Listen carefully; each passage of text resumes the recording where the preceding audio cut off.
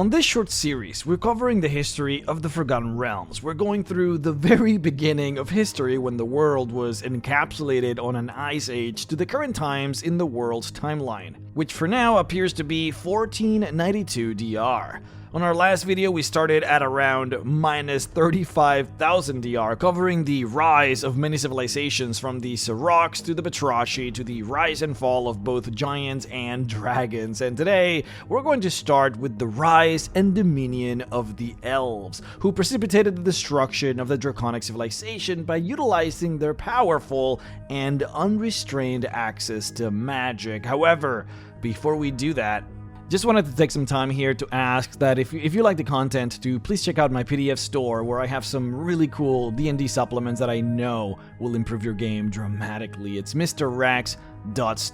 Any purchase you make directly supports me and lets me continue making these videos. Videos like this one are much harder to make, require a lot of research, and tend to be longer than my usual stuff. Further, they typically tend to get less views, I guess because they're inherently more nerdy. So any support that you can give for the channel, it's always greatly appreciated. And as you know, my Kickstarter was funded a couple of months ago, and I have been hard at work writing Sands of Doom, a full 5th edition campaign for characters level 1 to level 11.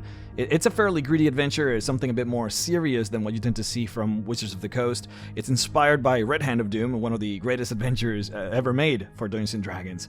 In Sands of Doom, a massive army of 30,000 undead gnolls are marching towards the tiefling city of Karat, and players have to figure out how to empower themselves, weaken the enemy, or support the city, so that when the siege begins, players have a chance at stopping the tide. We got some really sick art currently in the works for it. I'm endeavoring to make all of the battle maps be hand-drawn. Always a big fan of supporting artists, and it just grants a lot more personality to the world. If you want to support me, support the channel, or you love the idea of a gritty campaign set in a desert environment, which we haven't really gotten at all in 5th edition, then please consider pre-ordering Sands of Doom. You can either go to the Kickstarter page and click the pre-order button, or you can simply click the link in the video description. If you want more information about the Sands of Doom campaign, I recommend checking out the funded Kickstarter. It has all of the information you want, including all of the 6 stretch goals that we unlocked. But yeah, thank you guys so much for your support. Of course, subscribe to the channel if you haven't already, that goes without saying. But okay, now on to the video. The creation of the Draco Mythle obliterated the Draconic civilization, one of the cruelest curses ever unleashed upon any group of people so far. There is another curse which we will talk about later, though ironically it was also unleashed by the Elves. The Draco Mythle was a permanent magical effect tied to an asteroid, which drove all dragons mad when the asteroid showed itself upon the sky. It was so effective that it alone destroyed the Draconic Empire. The rage forced dragons to consume their children, to destroy their cities, to fight their own allies, to throw themselves into murder and mayhem. A tragedy that perhaps could have been overcome if not for the fact that this was not just a one-time effect. Every single time the comet would pass through the planet, the Draco Rage would activate, ensuring that dragons would never own dominion over any kingdom, any city, or really hold any true gatherings forevermore.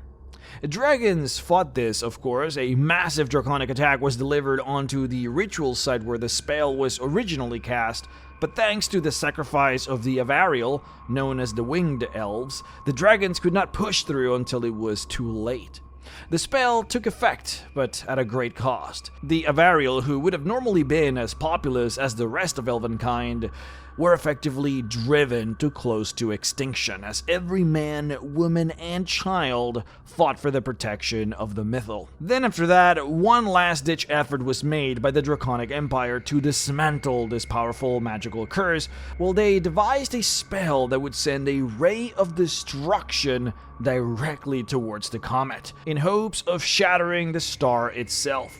This was the brightest minds within the Draconic civilization gathering every bit of sorcerous power they had and putting it onto this one destructive spell. And the spell did work, though unfortunately for them, they missed. The dragons missed the comet and instead ended up striking the moon. The moon was blasted with tremendous magical power, shattering an enormous chunk of its edge and splintering it into pieces. Pieces that from that moment on would continue orbiting the planet right behind the moon itself. This we can see even to this day. Every adventurer that plays in the Forgotten Realms, you right now who are playing in Storm King's Thunder or Waterdeep Dragon Heist, when you look up onto the moon, you will see a small collection of asteroids that follow the moon. The moon is called Saloon, and the asteroids are called the Tears of Saloon. What you see there in the night sky are the last memories of the ancient Draconic kingdom that existed 25,000 years ago. Quote, "In the desperate hope that another of Athgorath's children might chance upon my remains and seek what I have found, I now reveal my most precious piece of knowledge. The hills of the 7 lost gods are not what they first seem. Each of the 7 rings of standing stones date back to the last days of the reign of dragons, when the elder worms sought to reverse what the elves had wrought. My ancestors tried to focus the weave into a weapon of unparalleled might that could shatter the drifting stars into clouds of rubble in the heavens above. But they scored only a glancing blow on the moon that circles our world, leaving only a string of tears and an inland sea to mark their failure. Now reason is once again undone by rage, and all that dragons have wrought crumbles slowly into dust." End quote. The annihilation of the dragons and the slow crumble of the giant empire in the north allowed for the quick proliferation of the elves into the mainland in this new age that we call the First Flowering. This age starts at minus 24,000 DR, and the elves will experience unprecedented prosperity, power, and hegemony for a staggering amount of time. Other than some minor small confrontations between elves, there are no recorded major events from the beginning of their settling until about 7,000 years after. So it is 7,000 years of relative peace that the world gets from this time. But it's also worth noting that 7,000 years being a lot of time is really mostly from a human's point of view, since in theory 7,000 years is about 90 human lifetimes, but it's only like 9 elvish lifetimes. Things get interesting when you think about years in this way, because then you notice that the entirety of the Dawn Ages, when the giants and the dragons held dominion, that only spanned about 6,000 years, which is about 2 lifetimes for some of the more long-lived dragons. In any case, many big and influential elvish kingdoms were created during these 7,000 years.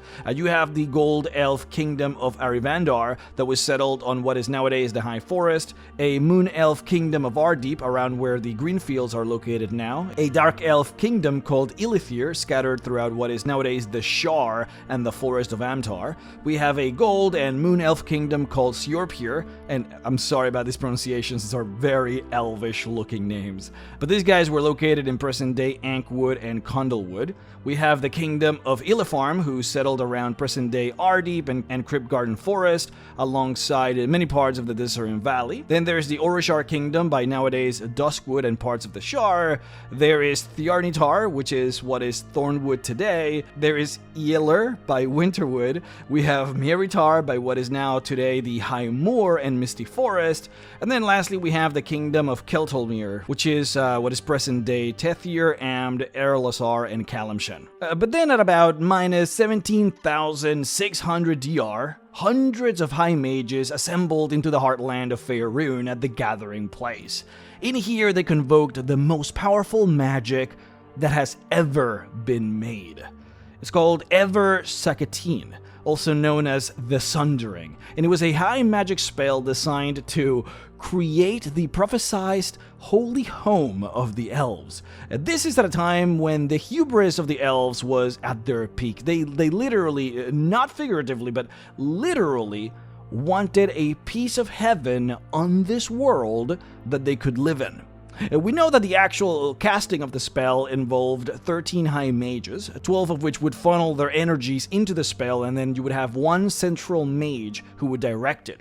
We know that the Dark Elves were not invited to participate, since at this point in time, there was a lot of animosity between the Gold Elves and the Dark Elves, and the Gold Elves had a lot of political power in the northern sections of the continent where the ritual was being prepared. And that is also compounded by the fact that not every elf wanted this spell to be cast in the first place, since many figured that the results would be catastrophic, and it is believed that many of the Dark Elves opposed the casting of the spell in the first place, whereas the Gold Elves were the ones that were suggesting it in the first place. But anyways, now this spell was so powerful that we don't even know today the full extent of its power and reach. We know that the land was sundered, with enormous pieces of the continent being erected out from the ground and then flung out towards the sea in order to build this magical island that the elves desired.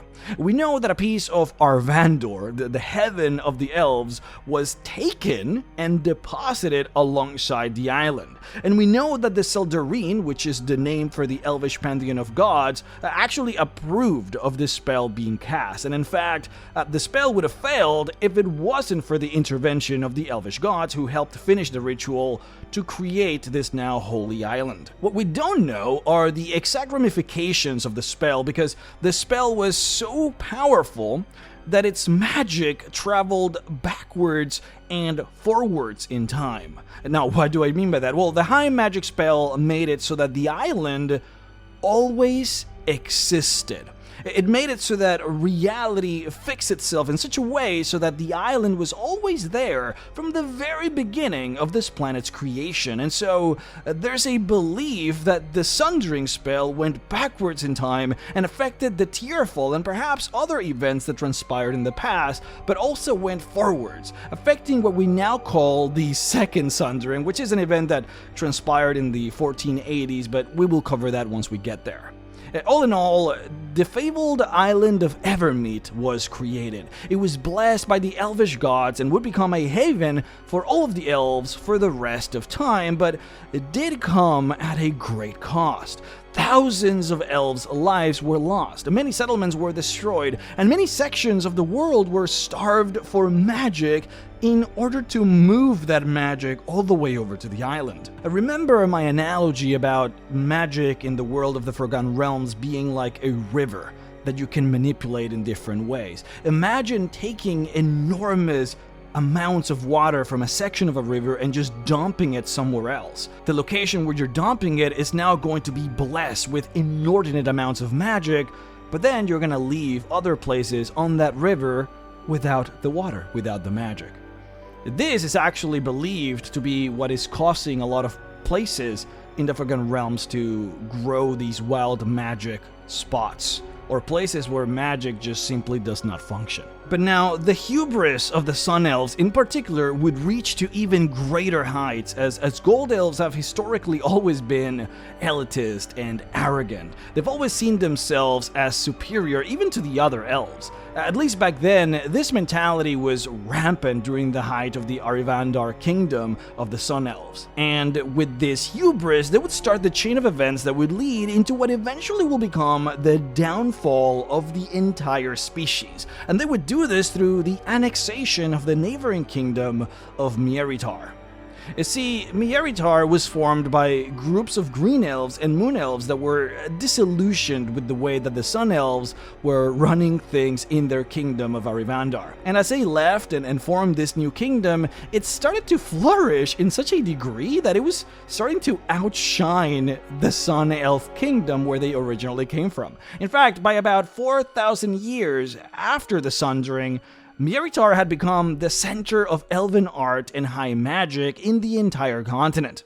It all started with Arivandar attempting to peacefully annex Mythle using their political power, but then it further escalated into trade interferences between the two when the peaceful annexation just wasn't happening, which finally erupted into a straight-up invasion by Arivandar into Mythle, which concluded with Mythle being militarily occupied and forcefully annexed. There were also further threats at the time made by the Sun Elf Kingdom to another neighbor, the Kingdom of Chantal or Thurier, basically threatening them to either join this Arivandar new forming empire or suffer a similar fate of annexation. Now, this invasion and annexation of Meritar we call the First Crown War, which will start a series of wars collectively called the Crown Wars, which basically forms the next era of the Forgotten Realms, and it lasts for a total of 3,000 years.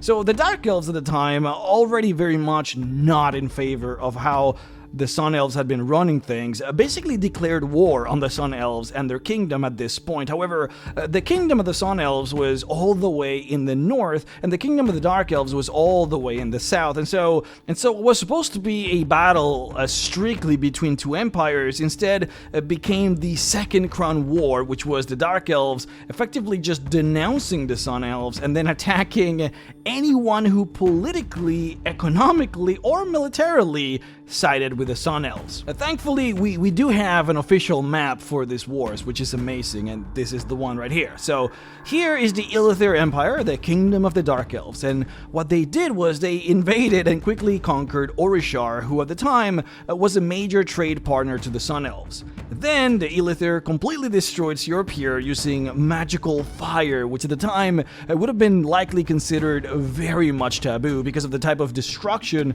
that those magics create in the type of architecture that elves prefer, which of course is heavy in wood. In particular, they tactically burned out the entire frontier between Siorpir and its neighbors so that they couldn't get any help.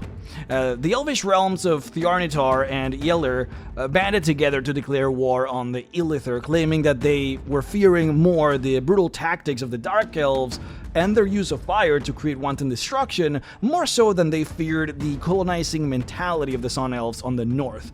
And so they invaded the lands of the Illithir, however they failed, and more than half of their forces were destroyed, claiming that the Dark Elves were using corrupt magic, though the nature of what this magic was, or where it came from at this point in time, was still unknown.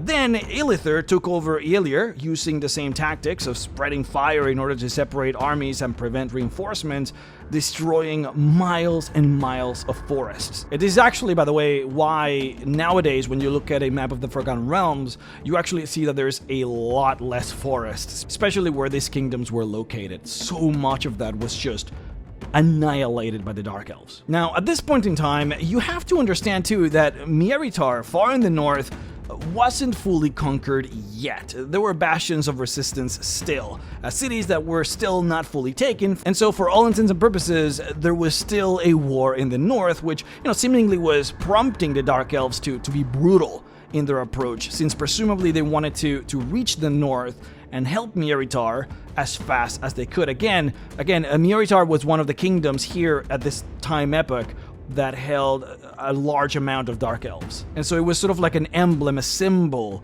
of Dark Elves' sort of superiority, or at least might and prestige. And so it completely getting taken over by the Sun Elves was just like a very personal insult to them. But after the fall of Yeller is when Meritar becomes fully conquered. And this is when things start to get dark, when the Dark Elves start delving deeper into brutality and, well, evil.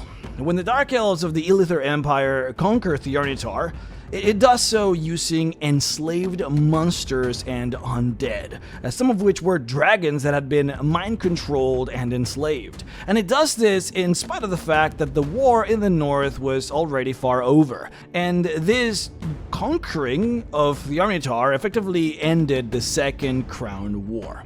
Now, a couple of notes here. It is at this point in time when many elves who were seeking peaceful lands, or just generally a place to avoid all the war and bloodshed that had been happening all around the place, they started to abandon the mainland in order to go out onto the sea. And so this would be the time when we would start to see a lot of sea elves, many of which choose to live on the islands that we now call the Moonshays, and some of which start living underwater. This is also the time when some of the first mind flayers would start making their way over onto this planet.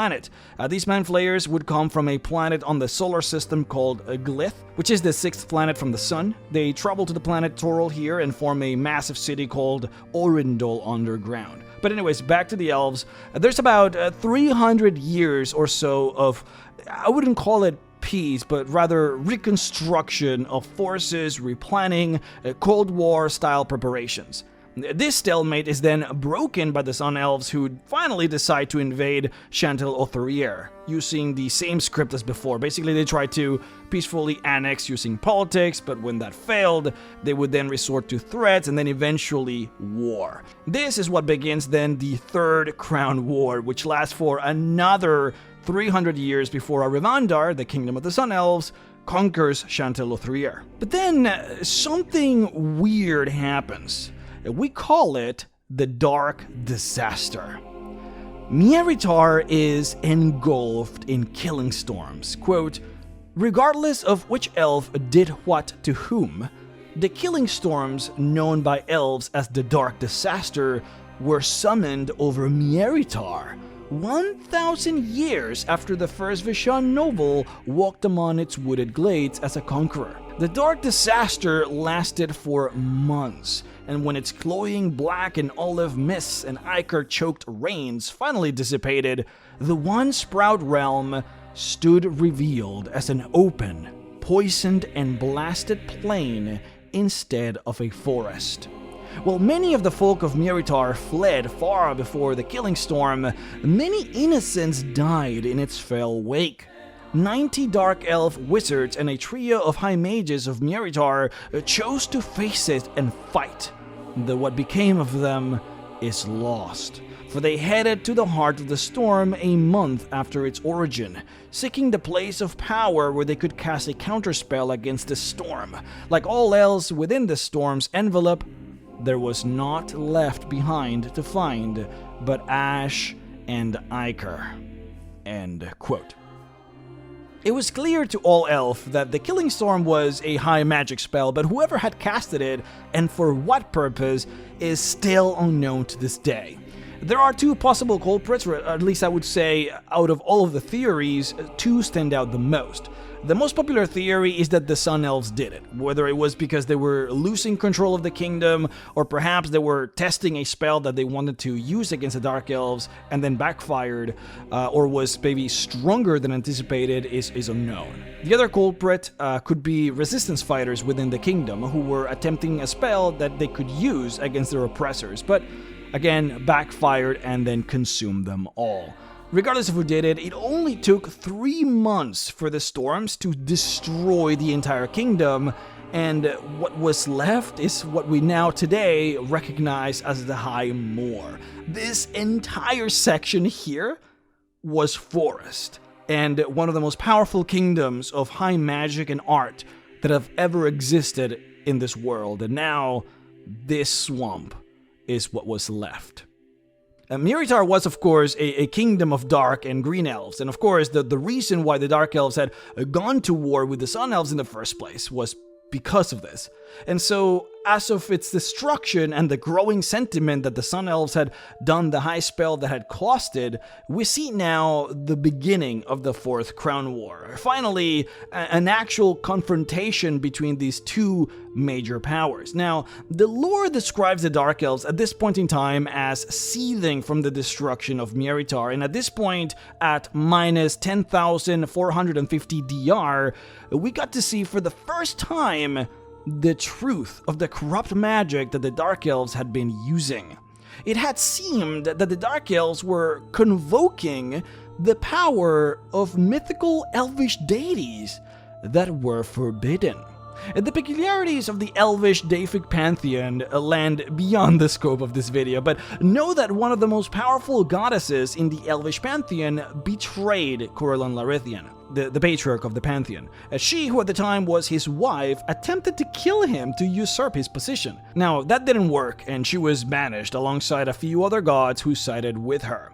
In this timeline, this would have happened around 20,000 years before all of these crown wars. Now, it is unclear whether the Dark Elves knew exactly who they were praying to or who was giving them their power. There are some sources that claim that they only knew them as some form of spider goddess alongside a small group of small deities that shared the sympathy of the Dark Elves. But of course, In reality, they were praying to this betrayer, a goddess named Lolth that had been banished from the Elvish pantheon, a goddess that was now a demon lord. Now, out of all of the other profane deities that they were praying to, there was also Gaunadar, who took a very explicit role in corrupting the Dark Elves, and that's exactly what happened. The Dark Elves started to become corrupted by these evil deities. Lolth and Ganadar were using the civil strife between the elves as a way to ingratiate themselves onto the Dark Elves and use their anger and perhaps a genuine desire to help Meritar as a way to corrupt them.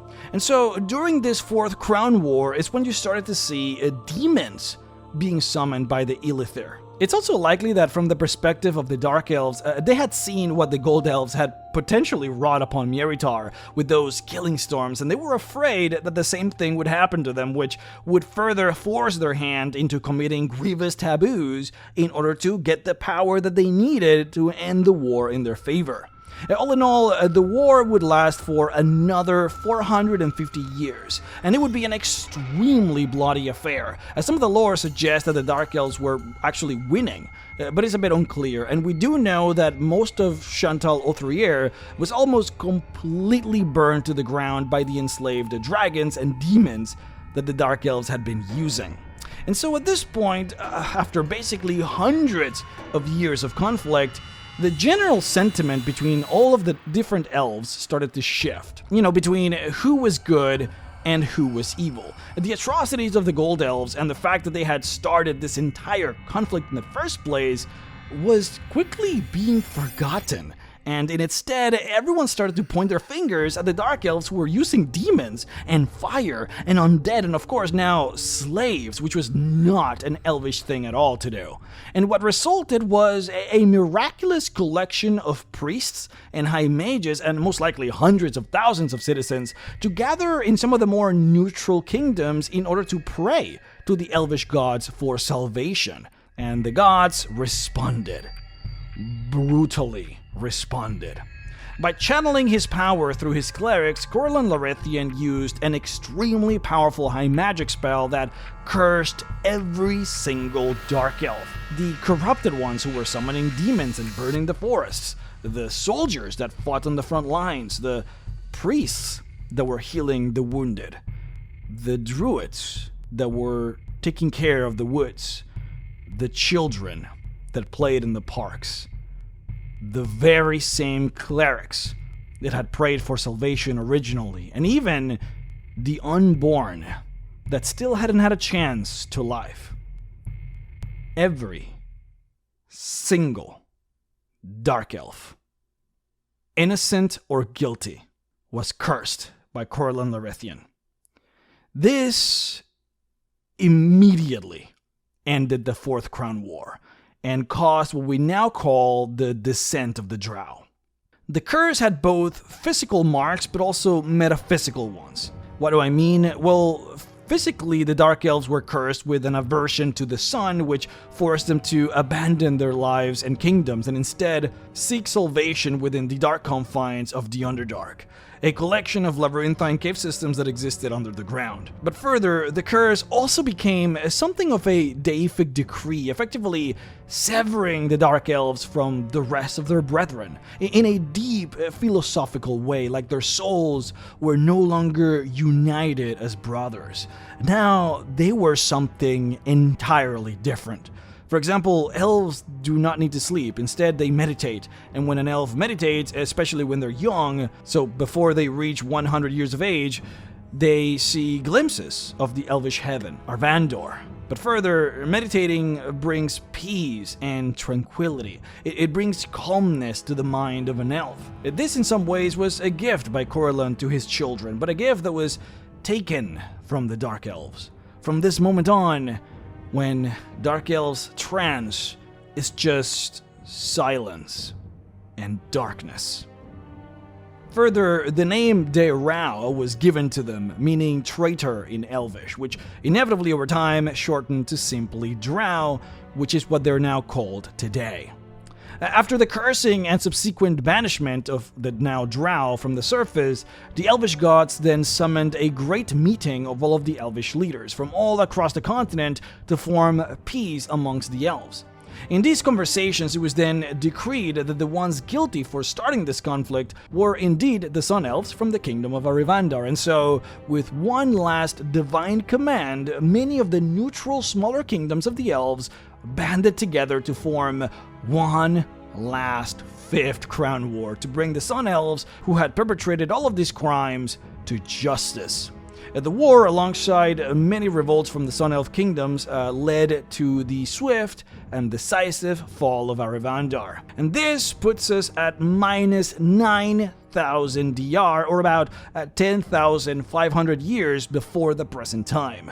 And the dissolution of Arivandar also marks the end of the era now known as the Crown Wars, and also marks the beginning of a new era called the Founding Time, which signals the rise of all kinds of humanoid civilizations, including the first big human civilizations. But of course, I will have to leave that to our next video. From now on, though, I will start speeding a bit more through the timeline because we will start now seeing many different civilizations rise in many different parts of the continent. And one, it is just unfeasible for me to cover all of them on this series, but also two, not every event and frankly not every civilization is ultimately important to fully understand the history of Toril. For example, throughout all of this time, the dwarves have expanded through multiple locations in the Underdark and will become embattled in wars with the Drow. A clan of dwarves will be, of course, famously conquered by the Mind Flayers, and from those dwarves,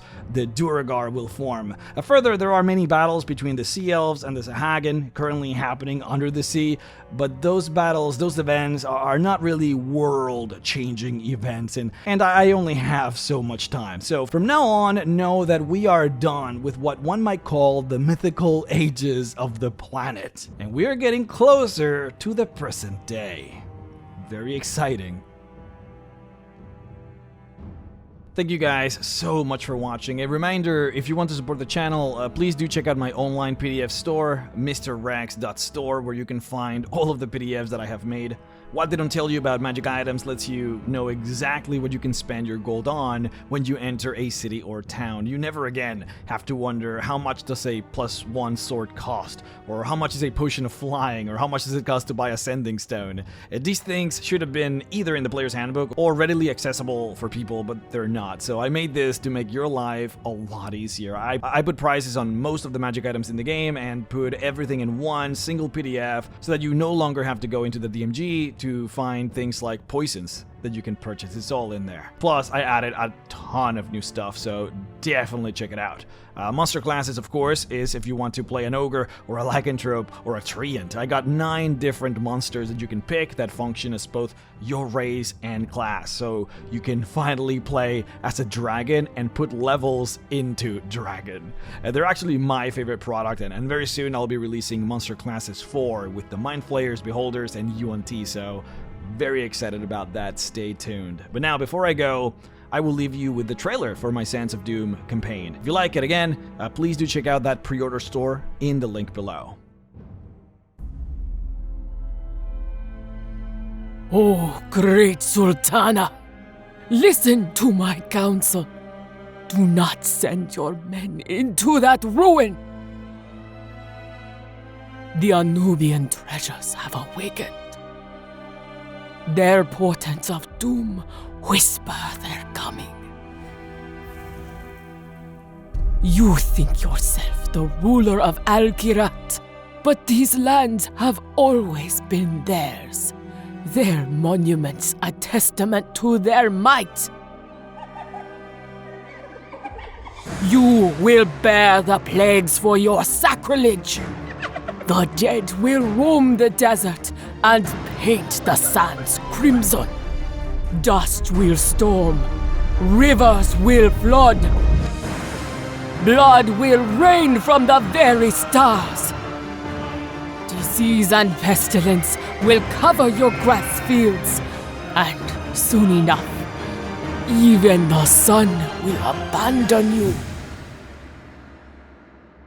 Amu will come for you, and your precious little city will fall. You have imprisoned me for this prophecy, but I know something you don't. That is not a tomb. That is a prison.